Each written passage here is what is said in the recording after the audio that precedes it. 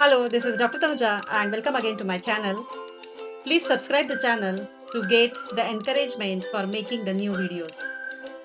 Now let us see arithmetic progression. तो arithmetic progression हम sequence को ही कह सकते हैं, बट किस कंडीशंस में हम सीक्वेंस को arithmetic progression कहेंगे? तो अगर मैं एक टर्म से दूसरे टर्म पे जाते हुए अगर एक कांस्टेंट डिफरेंस मेंटेन कर रही हूँ, तो ऐसे सीक्वेंस को मैं अरिथमेटिक प्रोग्रेशन कहूंगी। जैसे कि स्टेप्स का कंस्ट्रक्शन करते वक्त कंस्ट्रक्टर ध्यान रखता है कि हर स्टेप का जो हाइट है वो सेम हो। तो ये भी एक एग्जांपल हम बोल सकते हैं कि वो अरिथमेटिक प्रोग्रेशन होगा। तो यहाँ पर हम क्या कर रहे हैं, हम दो टर्म्स के बीच में सेम डिफरेंस रख रहे हैं।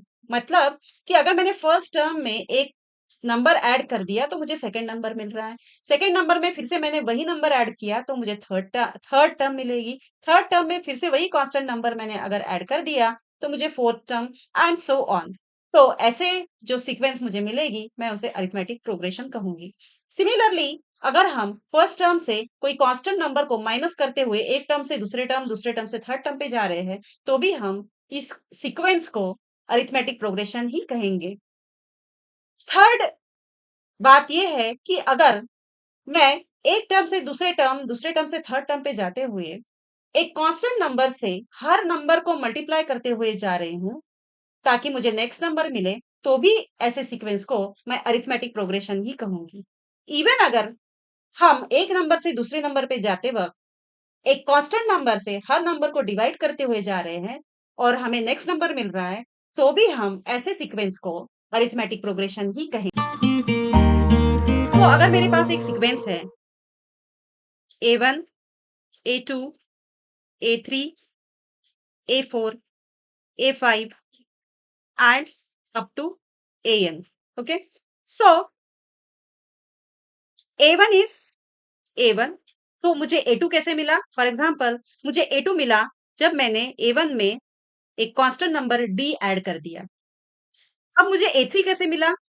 अब इस A1 में मैंने फिर से इस D को 2 टाइम्स ऐड कर दिया। 2 टाइम्स क्यों ऐड किया? तो हमें A2 कैसे मिल रहा है? हमें A2 मिल रहा है A1 प्लस D। तो मैं जब A2 से A3 पे जाऊंगी, तो मेरा A2 जो है वो क्या है? A1 प्लस D है। तो अब मुझे A2 से A3 जाना है, तो मैं A2 में क्या कर दूंगी? A2 में फिर से D ऐड कर दूंगी। तो मुझे क्या मिलेगा? तो A1 plus D plus D। तो that is equals to A1 plus 2D। तो सिमिलरली अगर मैं A4 टर्म भी निकालती हूं तो मुझे क्या मिलेगा? A4 टर्म के लिए A1 प्लस 3D। A5 के लिए क्या मिलेगा? A1 plus 4D। तो इसका मतलब मुझे AN टर्म के लिए क्या मिलेगा? A1 प्लस, अब ये हम यहाँ पे क्या ऑब्जर्व कर सकते हैं कि ये जो है हम A1 ऐड करते हुए जा रहे हैं। ठीक है, सब में A1 जो है ये कांस्टेंट है। ठीक है, A1 में हमने पहले A1, A2 के लिए A1 प्लस D। तो यहाँ पे D का कोएफिशिएंट क्या है? 1 है, which is less than this 2। अब यहाँ पे D का कोएफिशिएंट 2 आया है, 3 से 1 से कम है। यहाँ पे भी D का जो कोएफिशिएंट है वो 4 से 1 से कम है। तो इसीलिए मैं यहाँ पे क्या लिखूंगी? अब AN के लिए अगर मैं लिख रही हूं तो A1 तो कांस्टेंट है। अब n क्या होगा? n 1 से कम रहेगा एंड मल्टीप्लाइड बाय d। ठीक है, so this will be what? The nth term. ठीक है, तो हमने एक nth टर्म का जनरलाइज्ड फॉर्मेट बना लिया। यहाँ पर मुझे generalized form of the last term मिल गया है। Let us understand all the different terms in this arithmetic progression. तो ये जो है A1, A1 को हम कहेंगे this is what the first term. Now here the second important thing is this AN is what? The last term, and we will represent it by the L. Now D. So here D is what? The common difference. And we will use another symbol S in subscript N. That is what? The summation of all the terms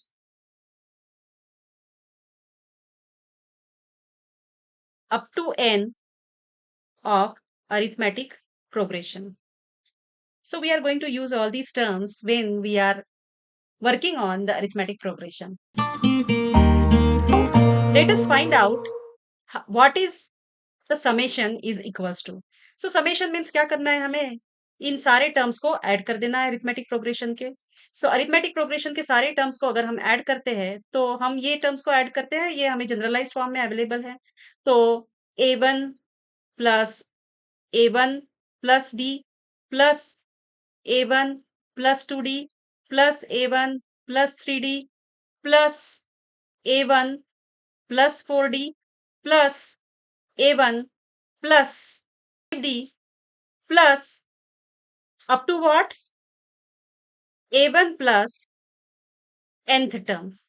Okay, up to the nth term I have written the summation. But अभी अगर मैंने इतना बड़ा long form summation के लिए लिखा तो मैं तो थक जाऊंगी। तो we have to search for the short form for this summation, क्योंकि ये हमारे लिए पॉसिबल नहीं है कि हर टर्म को हम ऐड करके हुए जाएंगे। तो हमें क्या करना पड़ेगा, हमें इसका भी शॉर्ट फॉर्म ढूंढना पड़ेगा, ताकि मेरे पास बहुत लंबी अरिथमेटिक प्रोग्रेशन है तो मैं उसको शॉर्ट फॉर्म यूज करके समेशन कम वक्त में निकाल सकूं। तो let us find out the short form for finding the summation of this arithmetic progression.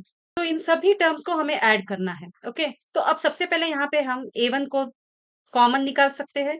तो a1 कितनी बार आएगा अगर हम समेशन करते हैं, तो इन सारी टर्म्स को यहाँ भी देख सकते हैं।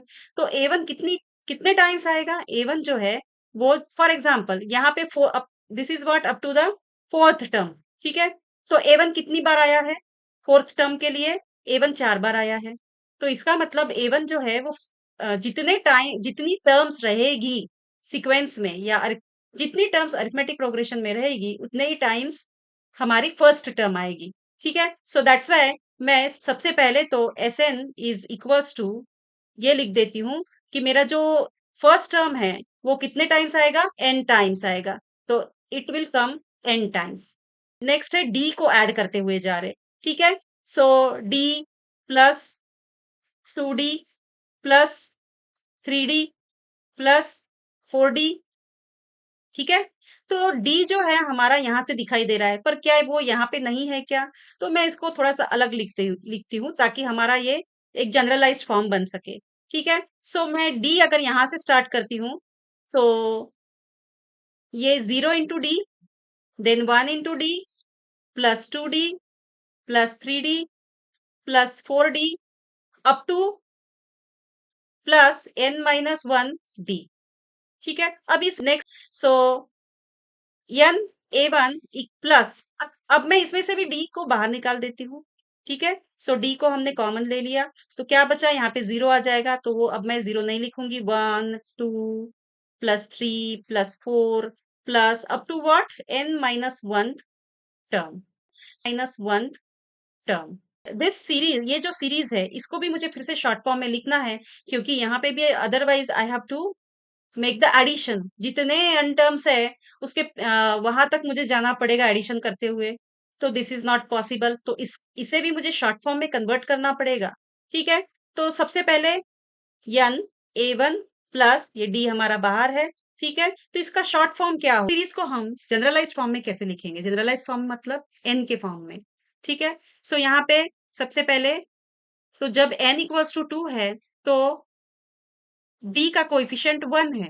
ठीक है, सो इसका मतलब अगर मेरा n जो है वो 4 है। ठीक है, सो यहाँ पे d के कोएफिशिएंट कहाँ तक आएंगे, 1 प्लस 2 प्लस 3 तक आएंगे। मतलब एडिशन कितना हुआ इनका, 3 प्लस 3 6। ठीक है, अब इस 6 को मुझे n के फॉर्म में लिखना है। ठीक है, और साथ में n माइनस 1 भी आना चाहिए क्योंकि ये लास्ट टर्म है। ठीक है, तो सबसे पहले तो मैं n माइनस 1 को यूज कर लेती हूँ। ठीक है, तो n माइनस 1 कितना आएगा, 3 आएगा, इसका आंसर 3 आएगा। ठीक है, तो यहाँ पे तो 6 है। ठीक है, सो अब मैंने n को मल्टीप्लाई किया 3 से। ठीक है, सो यहाँ पे n 4 है, सो यहाँ पे 4 मल्टीप्लाइड बाय 3 ये कितना हो जाएगा, 12 हो जाएगा। 6 तो नहीं आया है, तो 6 लाने के लिए मुझे क्या करना पड़ेगा? अब इस 12 को 2 से डिवाइड कर देंगे, ठीक है? Then I will get the 6। तो मुझे ये जनरलाइज्ड फॉर्म मिल गया। क्या मिला है मुझे generalized form? n into n minus 1 divide by 2। Now let us check कि ये जो जनरलाइज्ड फॉर्म है, मैंने तो n की 4th टर्म के लिए इसको यूज निकाला है। तो अगर मैं 5th टर्म तक भी लेती हूँ, तो क्या सेम मिलता है मुझे आंसर? Let us check. अगर n इक्वल्स टू 5 है, ठीक है? सो d के कोएफिशिएंट क्या आएंगे? 1 plus 2 plus 3 plus 4। This is equals to what? 10d। Okay. Now मैं जनरलाइज फॉर्म सिर्फ n के फॉर्म में लिख सकती हूँ और उसमें से एक जो है वो n माइनस वन होना चाहिए, ठीक है? क्योंकि last term n minus one है। सो n माइनस वन, ठीक है? तो यहाँ पे अगर मैं n माइनस वन कर देती हूँ तो ये कितना आता है? 4, ठीक है? और यहाँ पे मल्टीपल में n है, तो n कितना है? 5। सो 5 फोर ज़ा 20, ठीक है? और फिर बाद में क्या करना है? हमें इसको 2 से डिवाइड कर देना है, तो आ गया 10। नंबर ऑफ टर्म्स हमने 4 तक कंसीडर किए थे तो भी हमें करेक्ट आंसर मिला।